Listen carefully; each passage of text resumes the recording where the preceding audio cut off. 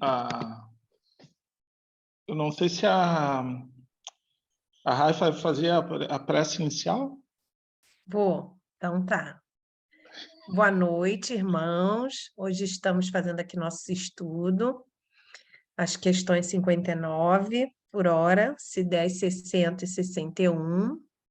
Eu vou fazer a nossa prece inicial, mas quem vai tocar é meu irmão André, e eu estou muito feliz de ter feito esse convite, muito feliz dele hoje estar sendo mais um ajudante do nosso aprendizado coletivo. Hoje é um dia de muita alegria para mim e acredito que para todos nós, que o André está sendo um presente aqui nesse estudo.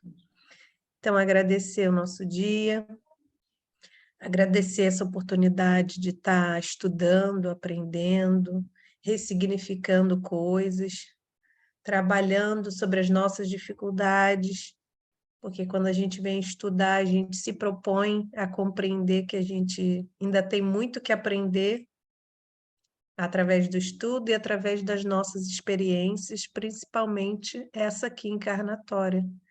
Então, que a gente não perca tempo e sempre faça o aprendizado. Então, estamos juntos para iniciar esse estudo.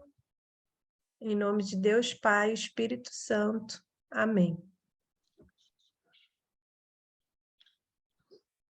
Bom, eu quero agradecer a oportunidade, né, de estar aqui com vocês, né? Eu comentava com a Rai e com o Vilmar que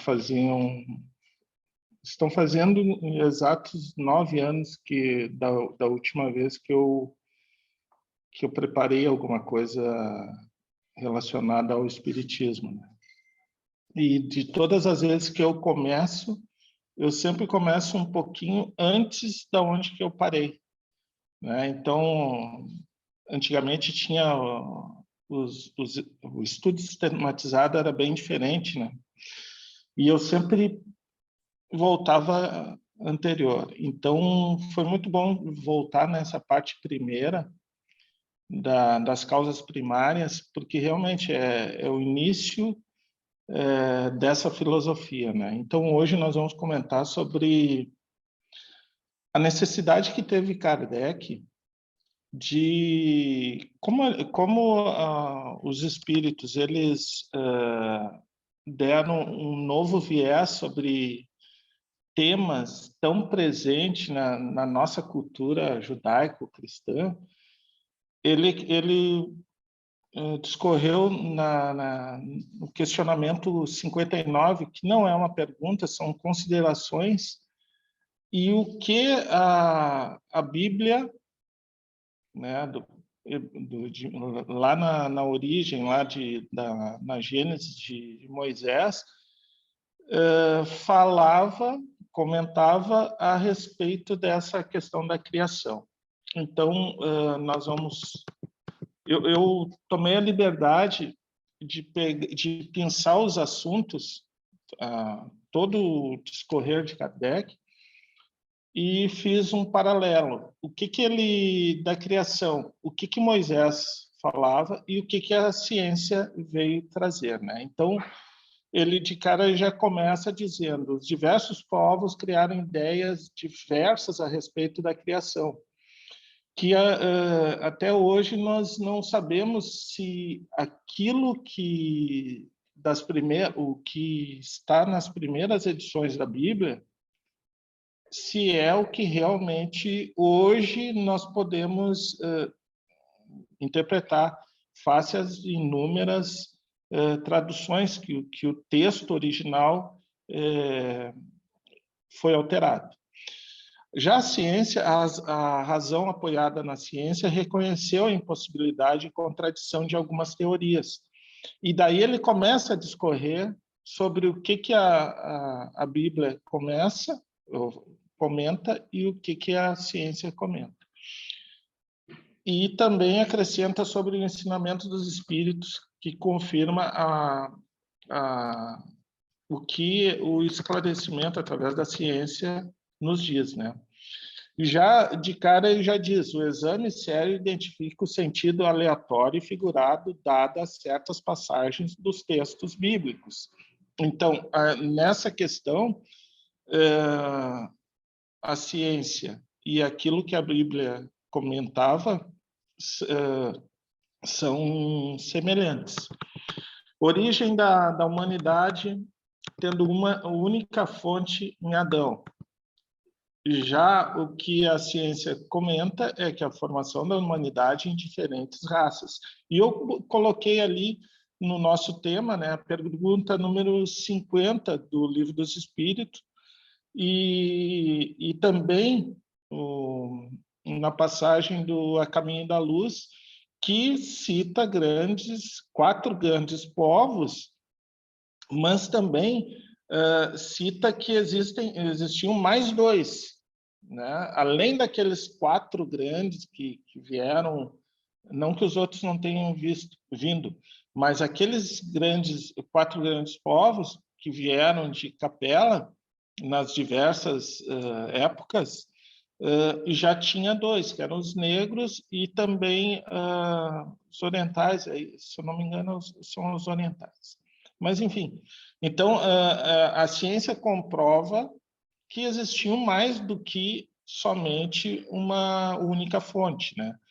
Outra questão, o movimento da Terra, né? Todo o movimento de rotação da Terra, a razão não tinha como duvidar disso, né? Então, criação do mundo em 6 dias, fixando a criação em aproximados 4.000 anos antes da era cristã, né? E já o que a ciência vem trazer? Que a Terra gira, que a Terra, ao invés de 4.000 anos, tem 4,6 bilhões de anos, né? O estudo dos fósseis comprovam essa formação, que teria que ser não de 4.000, mas sim de bilhões de anos atrás, né?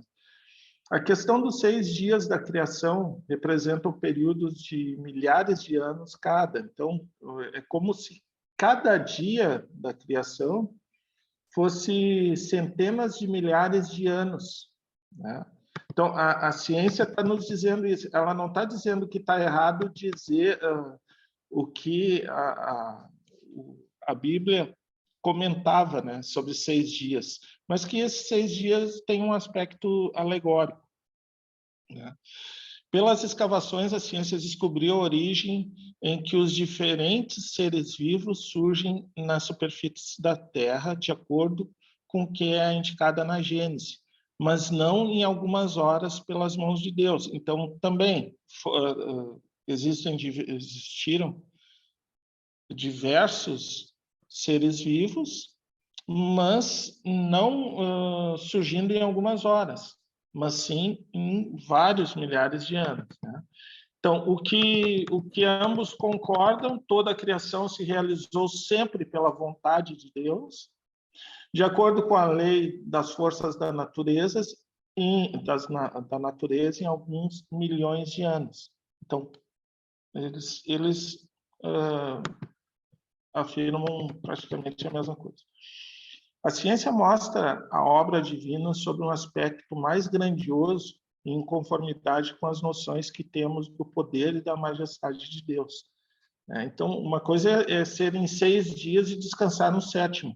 Outra é surgir através de uma geleia cósmica o planeta e durante bilhões de anos serem resfriados, surgir a crosta, tudo que era a partir do reino mineral sendo registrado, e através dos fósseis a gente poder ter acesso a essa grandiosidade que Deus criou, né? Tanto Moisés quanto as ciências colocam o homem em último lugar na ordem da criação. Então vejam que os dois concordando com esse mesmo aspecto da criação dos seres vivos. A questão vinculada ao dilúvio universal, né, que é citado no ano de 1654, após a criação. E a geologia mostra que o grande cataclismo é anterior ao aparecimento do homem na Terra. O cataclismo geológico foi o mesmo que atingiu Noé, que é uma questão que ainda não está... não tem a exatidão se realmente aconteceu, se os dois eventos são realmente o mesmo. A existência do homem antes do dilúvio é uma hipótese. Ao admitir que o homem surgiu na Terra 4.000 anos antes de Cristo e que em 2.650 anos mais tarde toda a raça humana fora destruída, com exceção de uma única família, resulta que o povoamento da Terra se deu a partir de Noé, 2.350 anos antes da nossa era.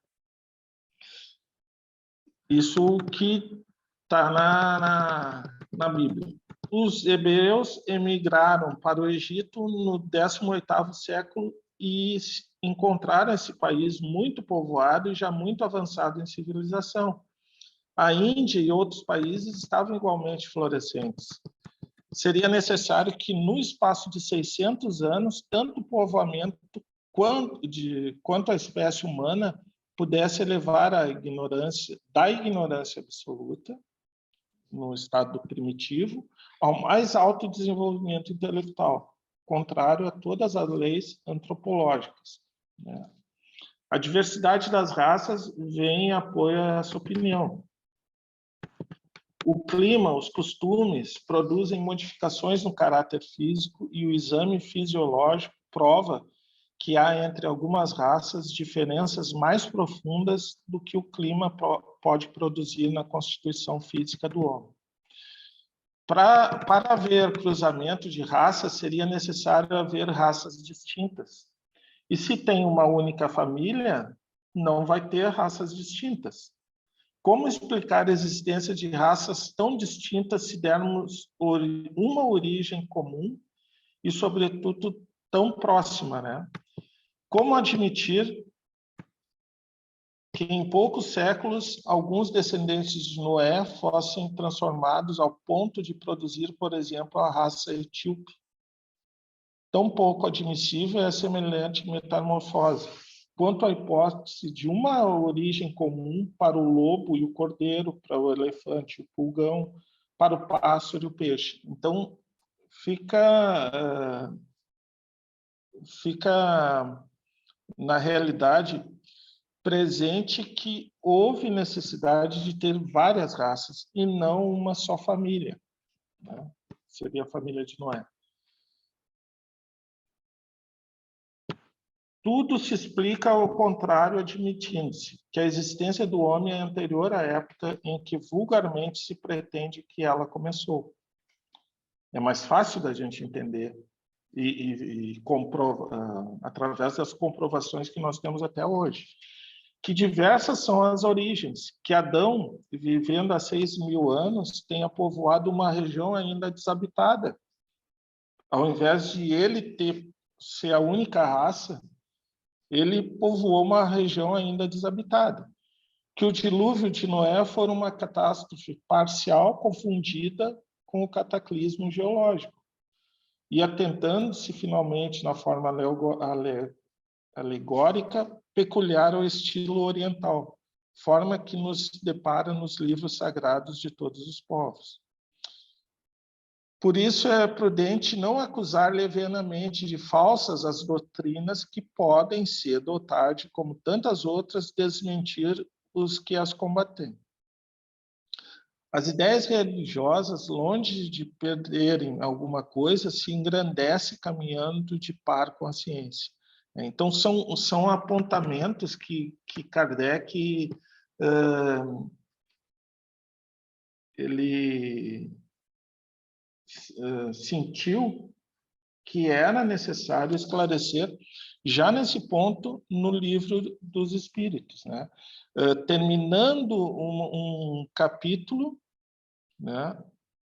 E informando que existia uma dicotomia entre o que estava nas escrituras sagradas lá do povo hebreu com o que vem a revelação através do Espiritismo contestar, né? Esse o meio único de não apresentar um lado vulnerável ao ceptismo. Então, essas foram as considerações de Kardec a respeito daquilo que estavam nas concordâncias bíblicas, né? Já o espírito Miramês, ele comenta o que Kardec nos colocou lá na questão 59 e diz de cara, o dia certo da criação da Terra e o momento em que surgiu o homem na face da mesma, escapa a qualquer inventiva que deseja oferecer os dados exatos para a curiosidade humana. Ou seja, direto ele já está dizendo, olha, existiu uma criação, o homem veio para a face da Terra, mas isso não é tão importante como uma curiosidade humana.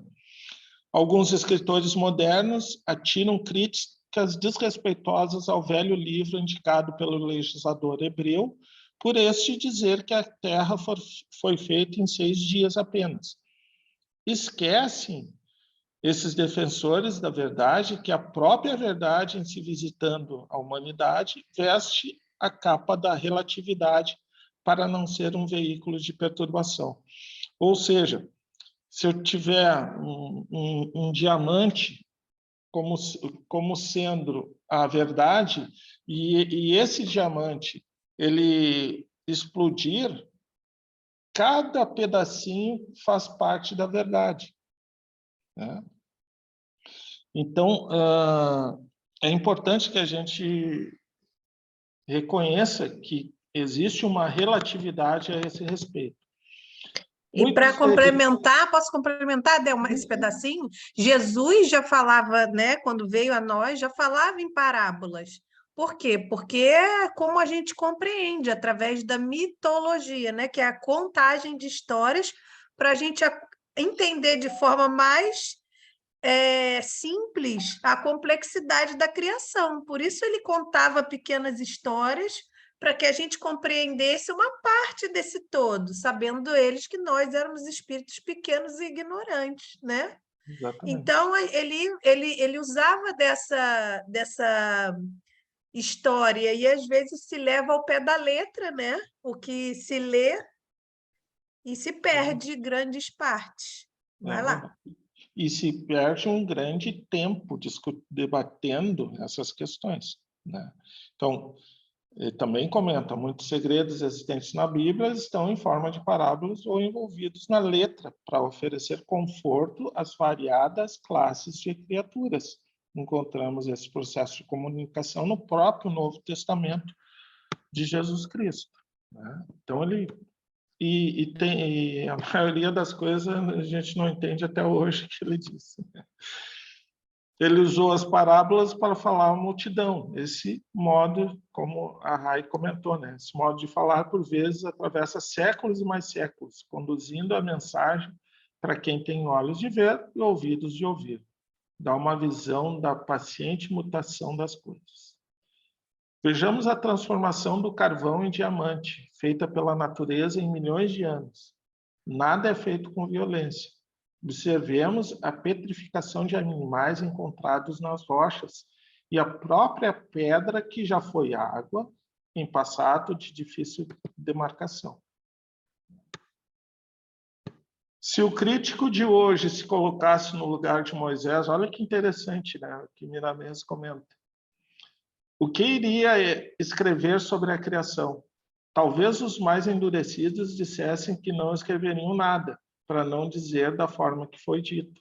Por isso é que nenhum desses foi Moisés, porque era preciso iniciar do modo que o mundo espiritual achasse mais conveniente.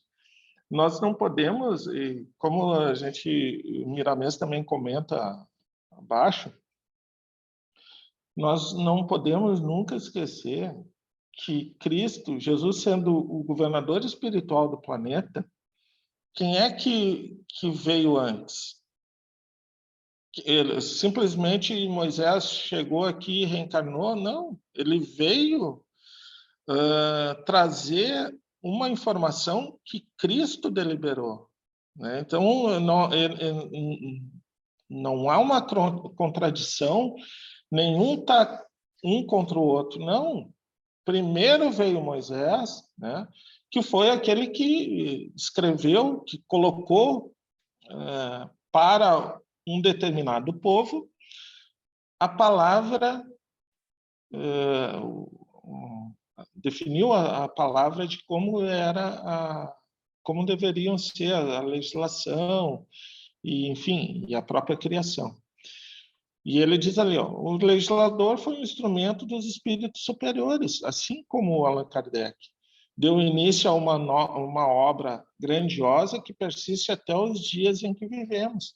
Admirada e seguida, respeitada e comentada, vivida e interpretada à luz de todas as épocas, né? Então, a Bíblia, ela existe até hoje, por mais que hajam traduções, né? Enfim. O fanatismo em torno da Bíblia é obra dos homens, que ainda não alcançaram o bom senso, pois ele existe em todas as religiões, senão na própria ciência ou filosofia. Compete a cada um de nós um estudo sério sobre a matéria e uma meditação respeitosa sobre os assuntos ventilados no livro sagrado, chegando à conclusão que o bem feito por ele em todo o mundo ultrapassa as nossas esperanças em outras fontes.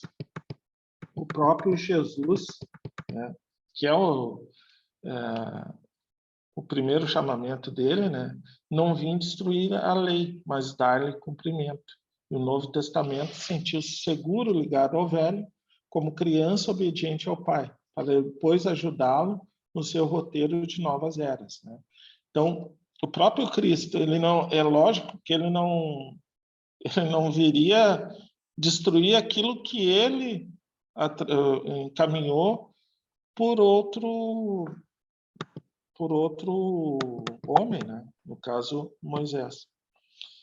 O mestre tinha grande zelo no cumprimento das escrituras, pois foi ele mesmo, do mundo espiritual, quem enviou Moisés e os profetas no anúncio de todas as verdades, do modo que elas foram pregadas, para depois consolidá-las com a sua própria presença, que o mundo recebeu como um prêmio dos céus, para nunca mais se esquecer dessas bênçãos de Deus aos filhos da terra. Não te André, preocupes. Oi. posso só fazer Sim. uma consideração aqui, um reforço, na verdade, né? Para que a gente entenda essa questão aqui que um pouquinho acima ali onde diz o próprio, só baixa um pouquinho. Próprio Jesus. Isso aqui, aí, exatamente. O próprio Jesus chamou a lei dizendo: não vim destruir a lei, mas dar-lhe cumprimento. Então, nós temos que entender aqui duas épocas bem distintas, como o André falou. Quando Moisés vem, nós ainda estávamos muito rudes, né? Ainda havia muito de instinto em nós e havia necessidade de uma organização, de baixar poeira, de botar regra na coisa. E, às vezes, né, a gente precisa que essa rédea seja curtinha realmente, porque nós estávamos saindo, aquele povo que Moisés resgata e entrega a eles uma liberdade que eles não conheciam. Veja que no primeiro momento que Moisés se retira para receber os 10 mandamentos, o que acontece? Quando ele retorna, tinha um besouro dourado sendo adorado, sendo a promiscuidade comendo solta, né? E quando ele retorna, isso tudo se faz necessário que ele chegue e impunha aquelas leis que ele recebeu e que aquilo fosse praticado. Então, em função destes 10 mandamentos, vai sendo formado depois o Velho Testamento, né? em que o que acontece? Nós vamos encontrar ali não apenas a lei de Deus, mas nós vamos encontrar muito das leis dos homens, justamente porque ela seguiu preceitos culturais daquela região, daquele povo, porque se nós observarmos nos textos do Antigo Testamento, por exemplo, que falam sobre a mulher, ela é colocada sempre numa condição submissa. E se nós observarmos o que veio depois pelo ensinamento dos espíritos, o que veio por Jesus, né? Antes, obviamente, dos espíritos através de Kardec, nós vamos ver que ele não coloca a mulher, que Deus não colocou a mulher nunca abaixo, sob o pé do homem, né? Então, o que acontecia ali? Era uma questão cultural. Então, quando fala lá no Antigo Testamento que a mulher, que o homem poderia entregar a mulher que já não satisfizesse mais as suas intenções para quem ele bem entendesse, ou seja, o André olha para a esposa dele e diz assim, olha, não aceito, não quero, não estou me agradando mais de ti, vou te entregar para quem queira e vou me casar com a Rayane, vamos dizer assim, tá? Esta esposa que ele está entregando, se este segundo marido, este homem que a recebe, ela decidir que ela não quer viver mais com ele, ela não pode voltar para o primeiro marido e a adúltera é considerada ela. Então, assim era na lei do Antigo Testamento. E a gente sabe que não é assim, que Deus não iria jamais desmerecer a mulher, né? Mas era cultural isso. Era cultural daquela região, eles tinham a primeira esposa, a segunda esposa, a terceira esposa, sei lá quantas esposas podiam ter. E ai delas que não convivessem harmoniosamente, não é assim que conta a história? E naquela região ainda existe esse costume, ainda existe isso.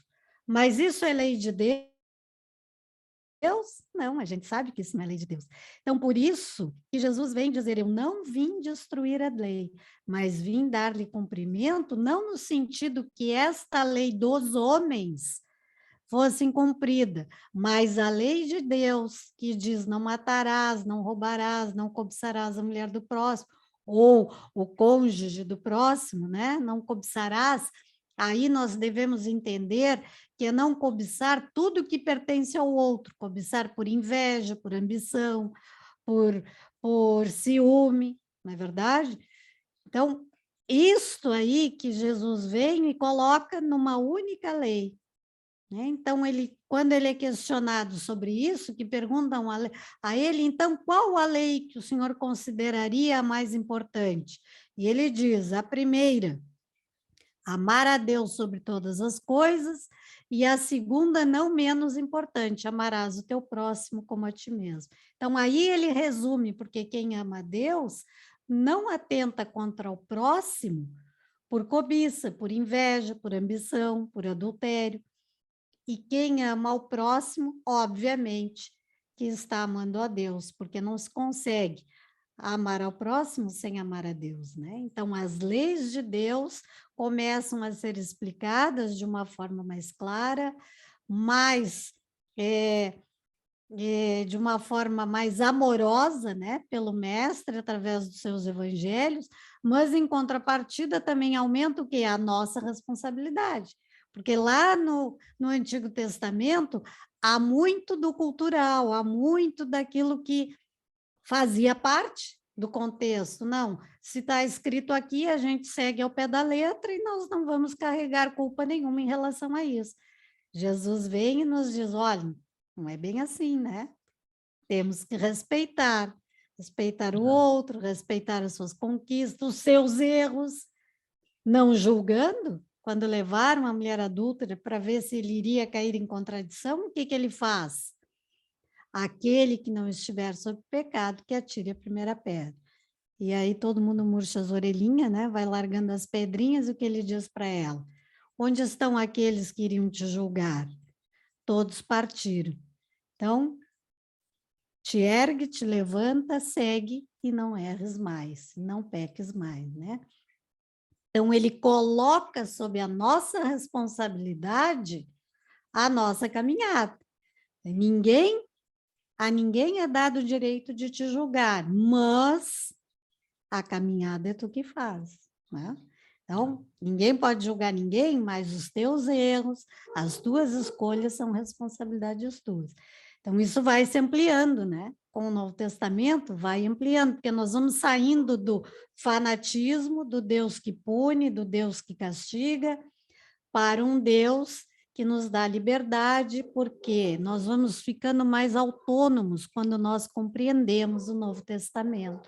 A nossa autonomia vai sendo liberada, vai sendo ampliada quando a nossa inteligência vai sendo estimulada. Nós vamos conseguindo discernir o certo do errado, o fanatismo da fé raciocinada. Então, a lei por si só, pela lei de amor, justiça e caridade, né? Então, nós vamos trocando, vamos compreendendo, vamos aceitando mais esse Deus de amor, esse Deus de justiça. Então, a importância, como o André falou aqui, de nós lermos, conhecermos os dois livros, o Velho Testamento e o Novo Testamento, é fundamental para que a gente compreenda esse período de transição do homem velho para o homem novo, que ainda estamos exercendo, né? Ainda estamos em operação dessa mudança, mas havia necessidade, como diz aqui, né? Naquele momento era isso que tinha para ser oferecido. Era um dilúvio, era um Adão, era uma Eva, era uma serpente, era um fruto proibido, porque assim como Moisés nos falou por parábolas, naquela época também a necessidade de um controle maior das emoções, dos instintos, se fazia necessário para que se colocasse uma certa regra, digamos assim, para que as pessoas refletissem um pouco mais e pensassem, olha, eu não posso fazer isso, né? É o fruto proibido, aquela simbologia. Abusaram disso? Sim, abusaram, temos que concordar que sim. Por isso que o cristianismo foi à deriva, como se diz, né? Na sociedade europeia, nessas regiões onde lá ele se iniciou, por assim dizer, deveriam ter propagado as verdades de Jesus de forma justa, mas se apropriaram dela. Primeiro, não conseguiram derrubá-lo. Então, como diz o ditado, né? Se eu não posso vencer o inimigo, me associo a ele. Mas aí, por conveniência, deturparam e colocaram isso sob o medo. Mas tudo acontece na criação de forma que tem o seu tempo, né? Então, quando houve necessidade, vem o quê? O Consolador prometido por Jesus, que simboliza para nós, através da fé raciocinada, o seu retorno. Então, quando se diz assim, quando ele retornar, o que é? É a vinda do Espiritismo, que vem porque o Espiritismo é Jesus de novo para o coração do povo. Então, ele volta para nos esclarecer, para que Kardec confirme tudo aquilo que ele havia dito e nos traga mais novidades ainda. Então, os espíritos vão nos falar, nos esclarecer e explicar a origem da Terra, a criação, a questão de Adão e Eva, a questão do dogmatismo da virgindade de Maria, tudo isso, né, passa a ser explicado através do Espiritismo. Então, é importante que a gente conheça os textos bíblicos para que a gente possa linkar com o Novo Testamento e com as obras espíritas para essa compreensão aqui. Tá muito legal o teu segmento aqui, tá muito bom, tá claro, faz a gente pensar, faz a gente refletir. Fica a dica para que se leia na íntegra também esses textos que o André está trazendo, para que a gente possa ainda compreender um pouquinho melhor, e se for o caso, até aguçar nossas perguntas, né, para a próxima aula. Deixar o André lá na sinuca de bico com as perguntas. Obrigada, André, desculpa interromper. Tá bem. Não, que é nada. Muito bom. ele cita também: não te preocupes em demasia com o dia da criação, na exatidão do termo, nem com o momento em que foi criado o homem e a urgência do despertar interior das criaturas, dos valores imortais do espírito, onde mora Deus no trono da consciência. Também ali, Adão é, pois, um símbolo da criatura. E fica muito melhor, muito mais simples da gente entender o que é Adão, como sendo um símbolo da criatura. Podemos tê-lo como tronco de raça, como muitos outros, né? Quem desejar descobrir qual foi o primeiro homem que faça... Olha o conselho de Miramês, né? Que faça isso primeiro. Descubra qual foi a primeira flor de uma grande, gigantesca mangueira florida, que a razão dará a resposta exata do que queremos dizer. Que Jesus nos abençoe. Ele termina. Eu coloquei como bibliografia, né, o Livro dos Espíritos. Eu peguei a edição histórica, tá? E o Livro dos Espíritos comentado, de 2008, né, pela editora Espírita Fonte Nova. Bom, eu creio que ainda temos tempo de colocar as outras duas questões, né? Tem 20 minutos, se você quiser. E E não eu sei se quero complementar com uma coisa. A gente falou dos 10 mandamentos e hoje me aconteceu uma coisa muito engraçada. Eu tenho uma amiga querida, ela é adventista, mas é uma pessoa muito aberta ao aprendizado e eu também sou, então a gente se dá muito bem. E a gente hoje ela estava falando sobre a tabuleta dos 10 mandamentos e falou que eles, na verdade, no Antigo Testamento tinham mais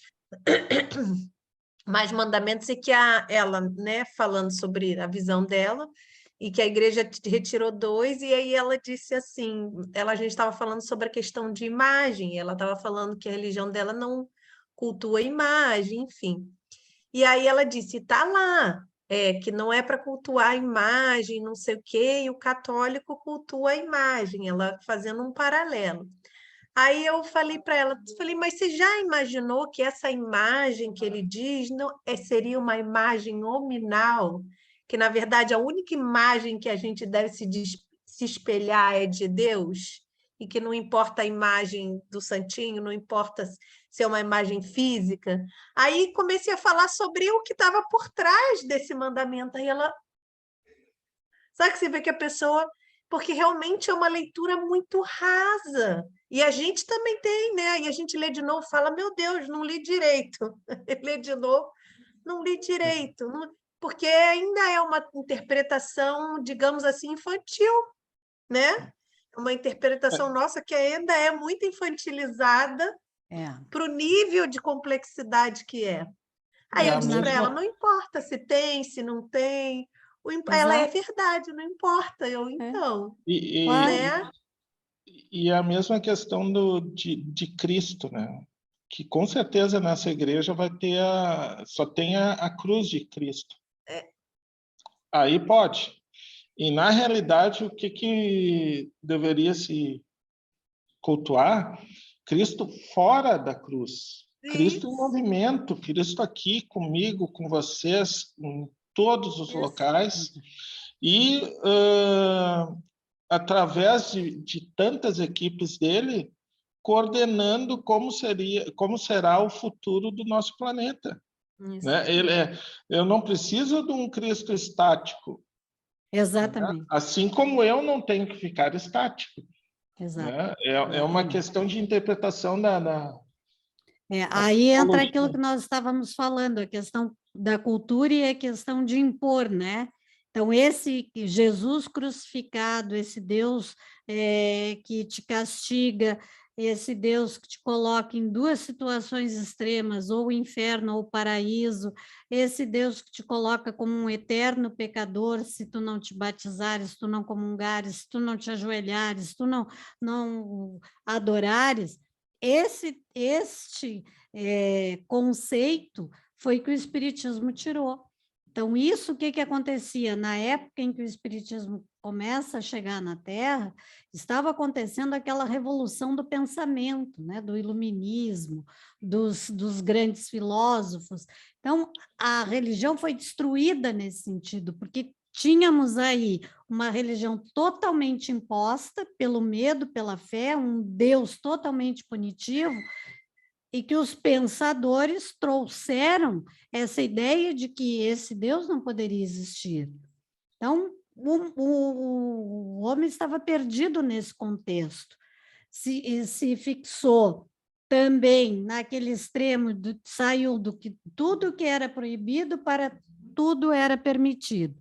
Então, nesse tempo, chega o Espiritismo e traz a renovação da fé, de um Jesus fora da cruz, como o André falou, de um Jesus para o coração do povo, que te convida a raciocinar, que te convida a refletir, que te mostra que a toda ação corresponde uma reação, uma lei de causa e efeito, que vem te explicar tudo o que significa evolução, não é verdade?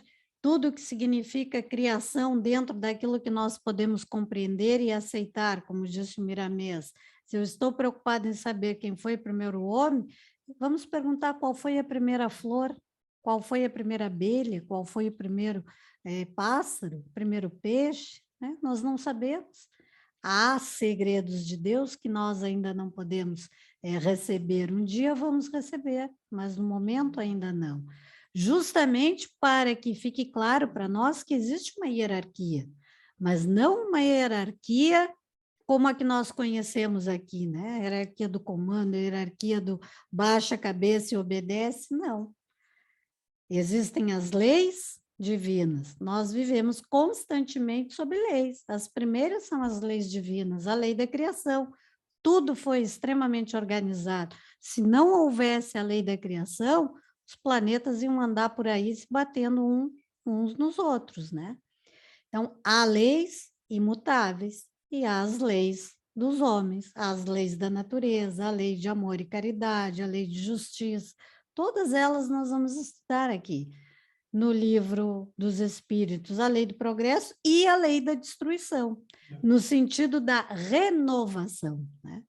Então, houve essa necessidade desse período todo para que nós nos preparássemos para receber isso do próprio Allan Kardec, dos espíritos superiores, né? Que através da codificação espírita vem colocar a nossa fé de uma forma bem estruturada, bem raciocinada, que a gente possa questionar, como disse a Rayane. É um conceito muito raso, quando a gente lê e diz assim, não, eu tenho que seguir isso à risca. Então, não tem que seguir à risca, eu tenho que questionar, tá, mas por que que é assim? Por que que venho dessa forma? Por que que eu vou parar no inferno? Por que que eu vou parar no paraíso? E foi isso que começou a deixá-los numa dificuldade, porque eles não tinham explicação para isso, né? Então, as pessoas começaram a se afastar deste Deus do paraíso e o Deus do inferno. Aí, quando chegavam as questões, por exemplo, tá, mas e uma criança que não conseguiu viver uma semana, vai para onde? Então, aí eles criaram o purgatório. Então, nós temos lá no livro Céu e Inferno as explicações de que não é nem o céu nem o inferno, são consequências, são resultados das nossas escolhas, né? Não é mérito nem é castigo, são consequências. Então, a grande verdade disso tudo, o que que é? Como que nós vamos resolver isso? Através de cada processo reencarnatório. Então, nós não vamos ficar lá eternamente no paraíso ou eternamente ruminando a nossa culpa no inferno. Isso não seria um Deus justo, né? E aí, como disse a Rayane, agora o Espiritismo nos esclarece? Sim, nos esclarece. Eu posso orar ante uma imagem? Posso. Se a minha religião adota uma imagem, muito bem. Mas a minha compreensão, a minha fé raciocinada sabe que aquela imagem é apenas algo simbólico, que que o espírito que está por trás do que aquela imagem de gesso, de madeira, de cristal, de uma foto, aquele espírito que representa aquela imagem, ele não está ali, ele está em mim, ele está na criação.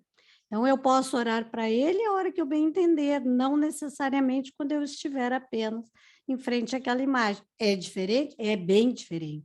Não é uma adoração dogmática, não é uma adoração de uma fé fanática, não. Ela está ali me representando aquele espírito de São Francisco de Assis, por exemplo. Está lá, eu tenho uma imagem, pô, legal aquela imagem, muito bonita, mas eu preciso estar na frente daquela imagem para fazer um pedido a ele? Não, não preciso. Eu posso estar na rua, sentada ante a natureza e emitir a minha prece, solicitando a Francisco de Assis que me atenda, que, se for possível, que possa me amparar nas minhas aflições. Isso é diferente, né, da fé fanática, que é o caso, muitas vezes, de crenças que são presas às imagens, aos objetos, aos talismãs, então, mas são presos de forma fanática, né? Não que quando quem tem não possa usar, pode, deve, como é na Umbanda, tem as guias, tem várias referências materiais, como tem na questão do espiritualismo que lida com cristais, tem as pedras, tem aqueles que trazem no metal, o fogo, enfim, diversas formas, né, materializadas de expressar a sua fé. São ferramentas, não dogmas, né? Exatamente, são instrumentos para facilitar a manipulação, de repente, de uma energia, mas não significa que, se ele não estiver presente ali, por um momento de prece, tu não possa obter também o mesmo resultado, né? Então, essa é a diferença entre a fé fanática e a fé raciocinada, tá?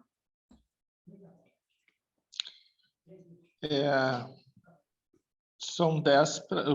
Podemos continuar nessa outra pergunta? Estou com vocês, estou por vocês, aí vocês estão no comando, pode continuar, ou não sei se alguém tem algum outro comentário ou questionamento. Bom, essas duas questões, né, tanto a 60 quanto a 61, eu deixei essas duas só, não coloquei a 62. Por quê? Porque a 62, ela cita o princípio vital, que é o elo de ligação entre o que a gente vai ver na 60 e 61, do que nós vamos ver a partir dali, né? Então, o princípio vital ele é como se fosse uma luz e a gente não atingiu ainda, né? Então, também pode essas duas questões, na minha opinião, elas podem ser traduzidas pelo pensamento de Leon Denis. O espírito dorme no mineral, sonha no vegetal, agita-se no animal e desperta no homem. Quando a gente começa a comentar, passa, né, das causas primárias, capítulo 4 do princípio vital, os seres orgânicos e inorgânicos, e se diz que seres inorgânicos são todos os careces de vitalidade, de movimentos próprios, que se formam apenas pela agregação da matéria. Tais são os minerais e os vegetais. O que eu fiz aqui? Eu que tirei, André, que estava aparecendo na tela anterior ainda. Tem que compartilhar de novo. Tá, como é que eu faço? Vai ali no meio, share screen. Tá, seleciona a tua tela nova. Aí. Perfeito. Isso? Isso. Não, aos poucos eu vou me adaptando. Estou quase batendo na porta lá, né? Se eu já for para o outro lado, uma coisa já sei. Os seres... então, isso é o que está no texto do Livro dos Espíritos. Os seres orgânicos são os que têm em si uma fonte de atividade íntima que lhes dá a vida. Nascem, crescem, reproduzem-se por si mesmos e morrem. São providos de órgãos especiais para a execução dos diferentes atos da vida. Órgãos esses apropriados às necessidades que a conservação própria lhes impõe. Nesta classe estão os homens e os animais. A questão 60, né?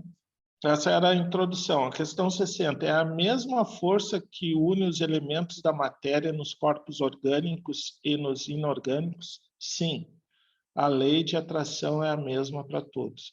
E nós vamos ver nessas duas questões que se fala muito em matéria, e a importância dessa palavra. Né? Comentário da questão 60 pelo Miramês, né? As divisões dos seres. As divisões dos seres são inumeráveis no reino da Terra, contudo, eles se encontram existindo com a mesma força espiritual de Deus. As divisões dos reinos são escalas, onde cabe a cada um existir e viver do modo que a sua constituição comportar, pelo despertar de valores existentes na gravidade das eras. Gradatividade das eras. Os seres que chamamos inorgânicos estão se preparando no seio do tempo para alcançarem organismos compatíveis com as suas necessidades de viver. Então é importante a gente, quando o Leon Denis diz que o espírito dorme no mineral, realmente se sai desse reino, traz tudo que ele tem, que é o poder da coesão. Vou pegar de novo a pedra, né? Então, isso aqui, essa coesão que existe nessa matéria, ela vai permear todos os reinos, o mineral, o vegetal, o animal, e vai chegar até o homem. Né? Então, o Miramês também ele foca muito nessa questão da matéria, e que mesmo nos seres inorgânicos existe algo ali. Né? O dedo do Criador está também nos seres inorgânicos.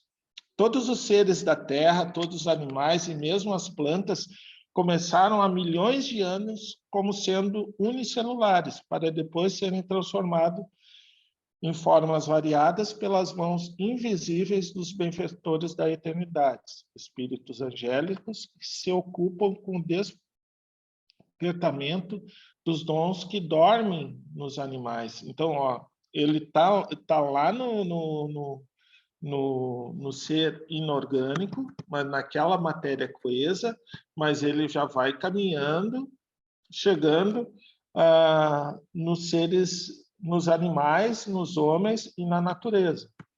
Então, é como se... Também é uma questão que é complexa, né? De nós... então, quer dizer que um dia eu fui uma pedra, ou que um dia eu fui uma folha, ou que um dia eu fui um cachorro, né? Como é que funciona isso aí, né? Mas, na realidade, a individualidade de todos esses outros... de todos esses outros... Fugiu a palavra. Reinos? Oi?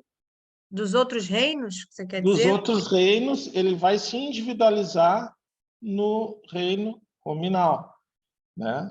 Obrigado. Nós estamos... Classifica-se na Terra por seres inorgânicos aqueles que não têm movimento próprio, tais como os minerais. Mas se nós observarmos no microscópio essa pedra aqui, ó, os átomos estão se batendo para deixar ela coesa, né? Tais como os minerais, a água, o ar, etc. Assim, nos diz o Livro dos Espíritos. Entretanto, olha o que Miramês vem nos dizer. Esses seres têm uma grande atividade interna. A vida em seu interior é sobremaneira grandiosa, dirigida igualmente por leis espirituais que regulam e fazem crescer todas as criações de Deus. O espírito passa por uma fileira interminável para alcançar a razão, que é o que a gente comentou sobre se individualizar no espírito, né? Aquilo que em outros reinos é o próprio reino, se individualiza no reino nominal. Atributo que veio se transformando nesta viagem por leis que ativam e regulam as qualidades da alma. Os seres que têm movimento próprio se encontram em uma escala mais elevada da vida. A árvore está em estado de sono. Então, lá ele começa a dizer que não tem movimento próprio, que esses seres inorgânicos têm uma grande atividade interna. Depois ele comenta, a árvore está em estado de sono, ou seja, ele vem trazendo do reino dos seres inorgânicos para o primeiro ser vivo, que seria as árvores, né? As plantas, enfim. Os vegetais, o Que reino seriam vegetal. os orgânicos, né? A árvore está em estado de sono, com seu psiquismo em fase de formação, já com certas sensibilidades que retratam algumas emoções, né? Lembram que antigamente tinha, no século passado, tinham experiências que se chegavam pegavam uma planta com uma tesoura e tinha uma sensação, enfim, um sinal, né? Então, ali está dizendo, ele está comentando sobre isso. Os animais tanto mostram os movimentos internos dos seus órgãos, como os externos. E o próprio instinto daí vem. Então, se a árvore está sonhando, agora entra o instinto. Só que isso vem junto, vem juntando, né? Se consagra em uma escala maior do que nas árvores. Os homens já mostram as claridades evolutivas como criaturas superiores, porque são dotados de razão. Então, daí, quando a gente... o homem, ele sai desse outro aspecto, desses outros reinos, para adquirir a razão. Tá? Nesses, a inteligência se manifesta pela força da evolução, se é bem o termo, que põe a pensar todos os sábios do mundo, principalmente os materialistas, que sempre perguntam no silêncio dos laboratórios: de onde vem a inteligência? Somente a presença do espírito no corpo pode responder. Verdade é que eles ainda não acreditam, mesmo vendo e tocando, negam por imaturidade espiritual. Essa passagem do Miramês, ele vem por todos os reinos até chegar no reino nominal, né? Bem interessante. Assim, ele consegue resumir em bilhões de anos o que acontece conosco, né? Deus não fez nada escondido. Nós é que não temos qualidades para assimilar verdades estabelecidas pelas leis do Criador. Porém, a maturidade nos confere os meios de descobrir segredos escondidos desde o princípio, nas dobras do próprio tempo, de acordo com as nossas necessidades. Não devemos nos afligir com verdades que ainda não suportamos. Tudo vem a seu tempo, por aquiescência daquele que nos criou a todos. Toda a sabedoria parte de Deus, todo amor está nele, que é a fonte. Toda a vida promana do seu seio. Comenta também que os homens não devem desprezar nenhum dos reinos da natureza, nem se afastar de nenhuma das raças suas irmãs. Tudo que existe na Terra é criação daquele que sabe mais do que todos nós. e nos emprestas meios invisíveis para que possamos viver em paz.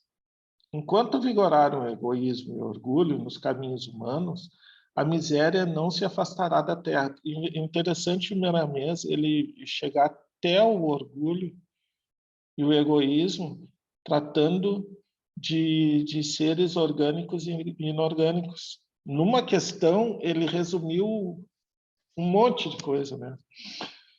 Nos caminhos humanos, a miséria não se afastará da terra, e os mais miseráveis são os usurpadores dos bens que não lhes pertencem. E foi por essa necessidade de melhorar os sentimentos dos povos que Deus enviou seu Filho do coração para nos ensinar a viver nos moldes que a harmonia pudesse dominar todo o ambiente da casa terrena. Queremos dizer a todos que possam nos ler que a vida existe em tudo que foi criado por Deus, no grau que a forma certamente atingiu. Então,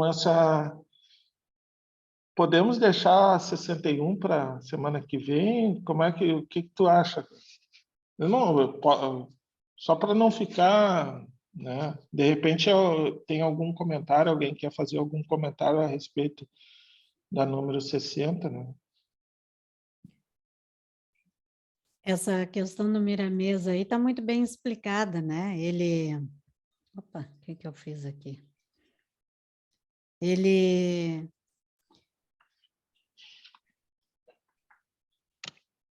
Não sei, eu tirei tudo aqui do lugar. Mas nós estamos te ouvindo, estamos te vendo. Ele traz muito bem explicado, né?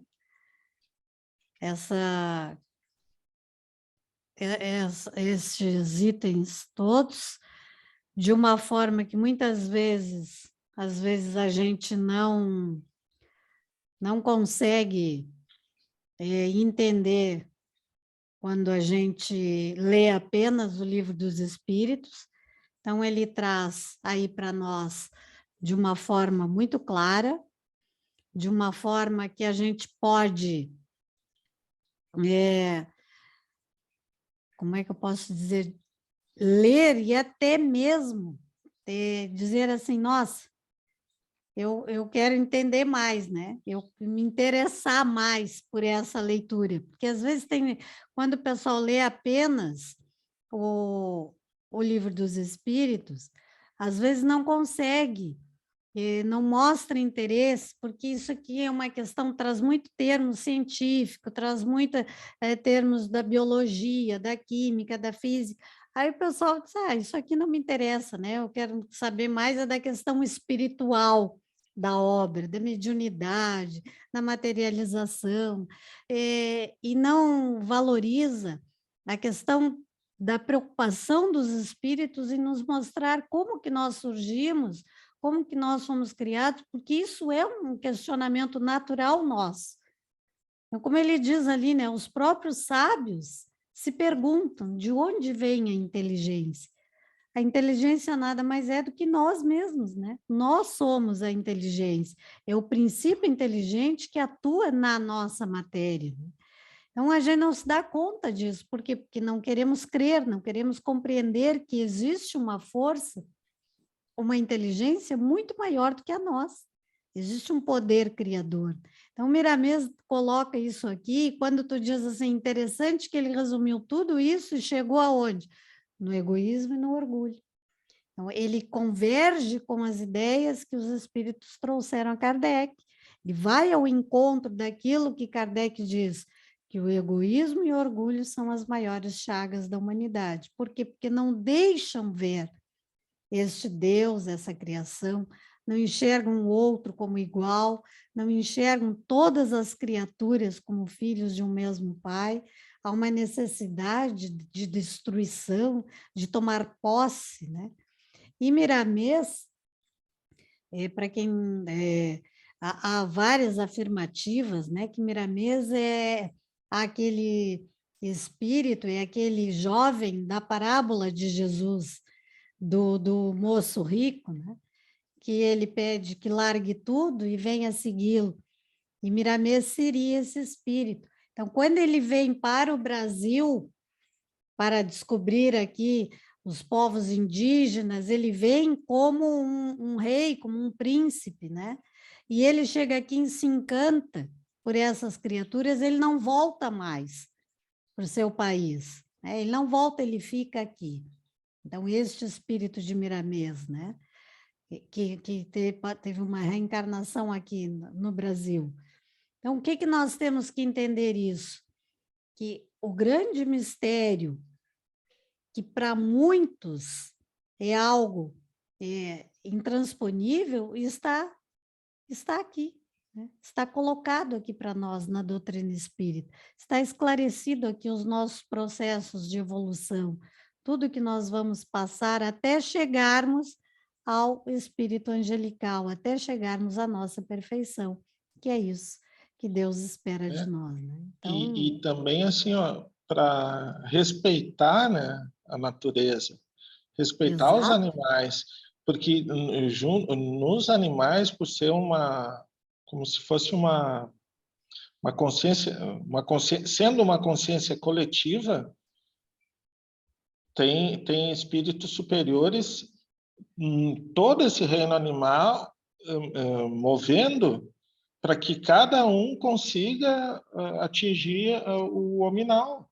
E cada vez que a gente faz um ato contra a própria, tanto as plantas quanto os animais, na realidade, nós também estamos criando coisas contra nós mesmos, né? Porque é um atraso. Cada vez que eu dizimo uma floresta, eu estou impedindo várias coisas. E um dia eu vou ter que repor tudo isso, né?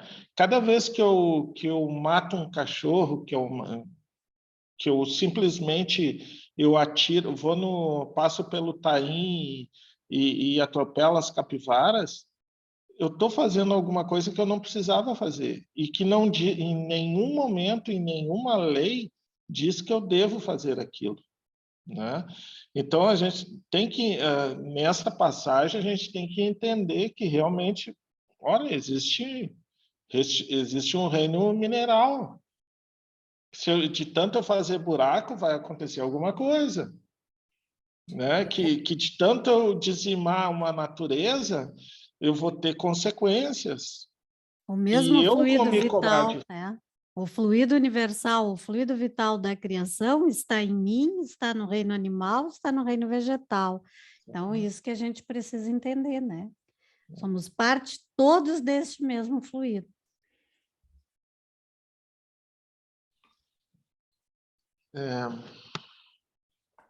Então, nós terminamos na 60. E Tá. já são 21h12. Vamos deixar para a próxima, né? 61. Mas eu acredito que eu procurei seguir o que eu não coloquei quase nada do meu pensamento. Procurei seguir o que os dois, tanto estava no Livro dos Espíritos, quanto o Miramês comentou, né? Trazer alguma coisa em cima do que está aí, né? Porque eu não me sinto seguro de tira tudo daí, agora eu vou falar sobre tudo isso, porque daí fica muito a minha opinião, né? Exatamente. Não estou nesse nível ainda. Não, nenhum de nós, né? As obras existem exatamente para isso, para que a gente traga aqui a gente conversa, a gente estuda, busca explicar, mas explicar dentro da visão deles, né? Essa é que é a verdade. Nada aqui nos pertence, né? Nada nos pertence. Tudo vem dos espíritos superiores, vem de Jesus, vem dos ensinamentos dos espíritos. A gente só compartilha. A gente vai estudando, vai compartilhando. Olha, eu entendi desse jeito. Ah, não, mas a Rayane entendeu do outro. Tem um meio termo aí? Tem. O André nos deu o equilíbrio, nos deu o meio termo. Então, para isso é que é o estudo, né? Não é para que a gente chegue aqui e diga assim, não, nada do que está aí. E olha, isso é uma coisa muito séria, isso que o André falou. Existem casas espíritas que a gente não vê as obras da codificação. Não? Porque as pessoas se acham acima de qualquer coisa, né? Então, não, gente, isso não é nosso. Isso a gente compartilha, a gente conversa, a gente debate, a gente tira dúvidas. A gente está aprendendo o tempo todo juntos, né? E assim, claro, a resposta é uma frase, né? Só uma linha. E olha o desenvolvimento que alguém deu sobre cada pergunta, né? Então, Exatamente. olha o que Miramês avança nisso, né? E mesmo se a gente fosse em outros pensadores, também iriam avançar, né? A questão O próprio André Luiz também traz muito isso, né? No livro Sim, Evolução em Dois Mundos, traz é. muito. Tu comentou sobre o que tinha nessa época do livro dos espíritos, da codificação. O próprio Darwin demorou 40 anos para publicar a evolução das espécies, né? Que ele Evolução não das espécies. podia, Vejo não estava ele, preparada, claro, a sociedade não estava preparada para receber aquilo ainda, né? vejo que o Galilei teve que negar que a Terra, os movimentos da Terra para não ser executado, né? E Então, acabou olha o sendo, que né? é, E acabou sendo. não adiantou muito. Não adiantou E, muito. e olha o que eles tiveram que ultrapassar, transpor, para nos dar essas Os próprios palavras hoje, espíritos né? superiores aqui que trouxeram essa compreensão através da Gênese e do Livro dos Espíritos aqui, converge para a teoria de Darwin da evolução das Sim. espécies. A diferença qual é? É que aquilo que vem pelos espíritos superiores entra o criacionismo, né? Nós temos a Sim. crença em Deus, num Pai superior, que Darwin retira um pouco, retira isso, né? Ele coloca apenas a evolução como um processo único e exclusivamente da natureza, né? E tudo Sim. teria surgido de uma explosão. Então, aí eu pergunto, tá, mas quem é que apertou o dedo, o botão lá da explosão? Quem foi, né? Então, não adianta, nós vamos partir sempre desse princípio de quem deu o primeiro passo. Então, retirar Deus disso aí fica complicado por isso, né? Porque pode dar o nome que quiser, mas no fundo, tudo converge para um Criador, para uma força maior, né? Gente, muito bom, excelente. Com vocês aí, para a gente não passar muito da nossa hora também, porque amanhã todo mundo trabalha, né? Todo mundo levanta cedo. André, escolhe aí Agradeço mais. alguém para fazer a prece final, já que você é estreante. Quem poderia fazer, né? Eu agradeço mais uma vez a possibilidade de estar aqui com vocês e ter podido falar, né? E eu entender coisas que eu muitas vezes passei batido por todas essas questões aí. Tá, tudo bem. Porque é fácil, tu simplesmente corta o Antigo Testamento e vem com a literatura dos Espíritos através de Kardec. E Kardec diz, não é bem assim. Tu respeita o que veio antes, porque isso é uma continuação. E que nós, a cada dia, realmente até hoje, estamos nós estamos provando que realmente, de uma forma alegórica, aquilo que foi escrito muito tempo atrás, né, através de todos aqueles profetas, né, enfim. Eu vou me permitir fazer essa prece de cartas e daí tu encerra, Rayane.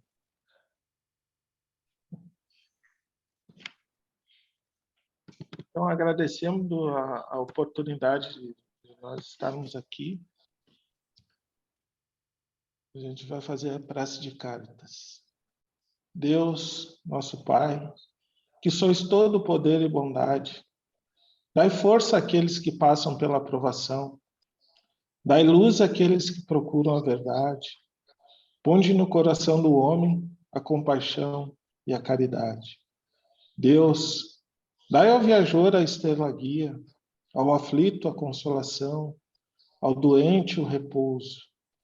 Pai, dai ao culpado o arrependimento, ao espírito a verdade, à criança o guia, ao órfão o pai. Senhor, que a vossa bondade se estenda sobre tudo que criastes. Piedade, Senhor, para aqueles que vos não conhecem. Esperança para aqueles que sofrem. Que a vossa bondade permita aos Espíritos Consoladores derramarem por toda a parte a paz, a esperança e a fé. Deus, um raio, uma centelha do vosso amor pode iluminar a terra. Deixai-nos beber nas fontes desta bondade fecunda e finita, e todas as lágrimas secarão. Todas as dores se acalmarão.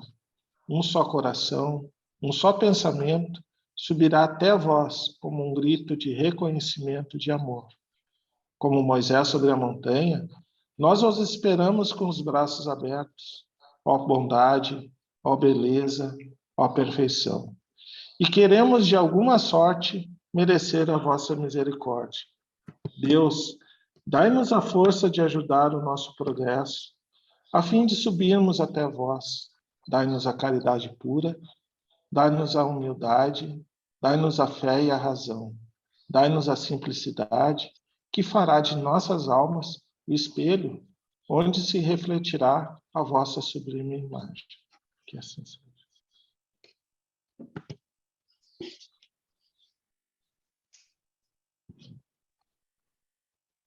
Muito obrigada, André, por essa companhia, por essa parceria. Muito obrigada a todos. E fechando essa noite, que a gente lembre dessa última frase do Miramês, que enquanto vigorar o nosso egoísmo e o nosso orgulho, nos nossos caminhos a miséria não se afastará da terra, né? Porque a gente é filho da terra, então não tem dentro e fora, não tem lixeira da terra. A gente é o que a gente planta aqui, seja em nível mineral, animal, emocional, consciencial e espiritual. Então, que a gente melhore e deixe nossas misérias cada vez mais de lado e pare de usurpar bens que não são nossos.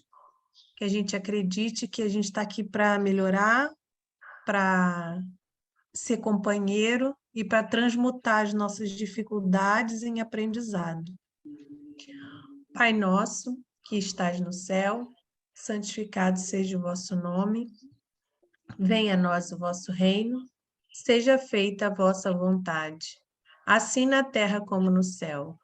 O pão nosso de cada dia nos dai hoje, perdoai as nossas ofensas, assim como nós perdoamos a quem nos tem ofendido. E não nos deixeis cair em tentação, mas livrai-nos do mal. Amém. Estamos e estaremos sempre reunidos em nome de Deus, Pai, Filho e Espírito Santo. Amém. Uma ótima noite.